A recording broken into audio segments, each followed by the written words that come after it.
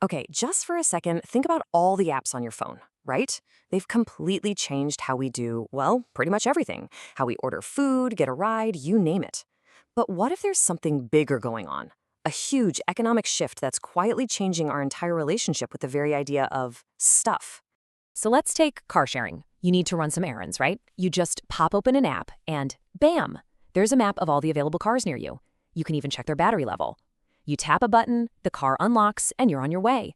You didn't buy a car, you just accessed transportation. It's a service, totally on demand. And listen, this isn't just for us getting around town. The exact same logic is shaking up massive industries. I mean, why would a construction company spend $1 million on some heavy machinery that's just gonna sit around for most of the year? Now they can hop on a business-to-business platform and rent that same machine only for the days they actually need it. It's just smarter. This idea goes all the way into our closets. Think about it. Why buy an expensive outfit you're probably only going to wear once? With peer-to-peer platforms, you can just rent it from someone else's closet. Or hey, you could even make a little money from your own stuff. We're literally turning our physical goods into shared assets, and it's all being powered by that little device in our pocket.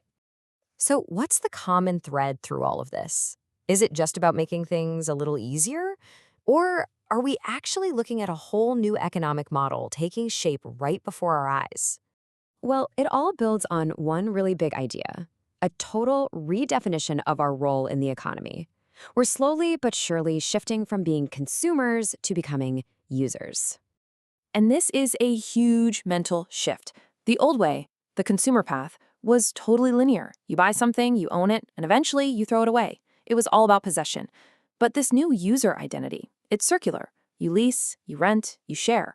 The whole focus moves away from ownership and onto utility.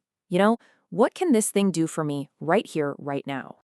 This circular way of thinking is really the heart of what we call the sharing economy. The main goal here is to maximize how much our stuff actually gets used. I mean, get this. Most cars are parked and unused 95% of the time. The average power drill is used for maybe, 15 minutes in its entire life? The sharing economy is all about unlocking that massive amount of idle potential. And not just for stuff, but for skills, for time, for knowledge. So how does this all work so smoothly? What's the engine that's actually driving this entire transformation? Well, you already know the answer. It's the digital platform. You can think of these digital platforms as the central nervous system of the access economy. They're these incredible data-driven ecosystems that take ridiculously complex operations, like matching thousands of people with thousands of available things in real time, and they make it feel totally simple. They're the invisible magic, connecting everyone and everything. And these platforms connect every single part of the economy. You've got the business-to-customer model, like with car sharing. Then there's customer-to-customer. Think of sites like Etsy, where people sell directly to each other. And as we saw, they even power these massive business-to-business networks. The platform truly is the universal connector here. Okay, but for a platform to juggle millions of different items, those items kind of need to be able to communicate. They need to become intelligent. So let's dig into how these so-called smart assets actually work. So here's the crucial part. For this entire system to work, the platform has to know 3 things about every single item all the time. Number 1, where is it? 2, what condition is it in? And 3, is it available right now? This data is basically the lifeblood of the whole model. So how do we get that data? Well, it's actually through pretty simple and cheap tech. Things like RFID tags, NFC chips, or even just a basic QR code. You can think of these as a product's digital passport. They give a regular physical item its own unique digital identity. This is how we can track it and manage it, turning a dumb object into a smart, connected asset.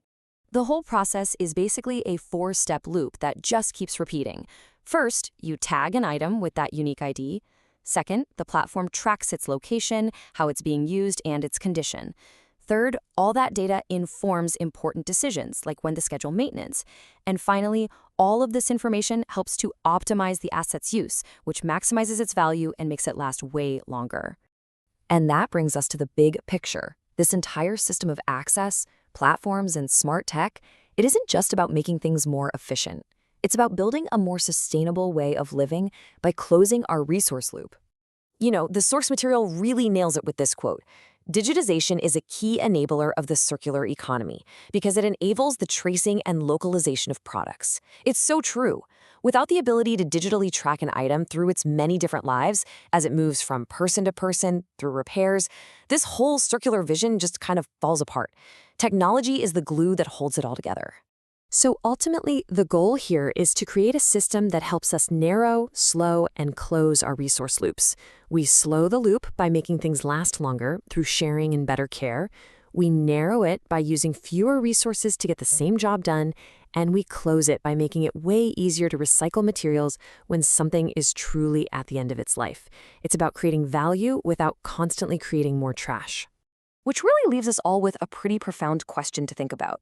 As this access economy continues to grow, if you can get just about anything you need whenever you need it, what do you actually, truly need to own?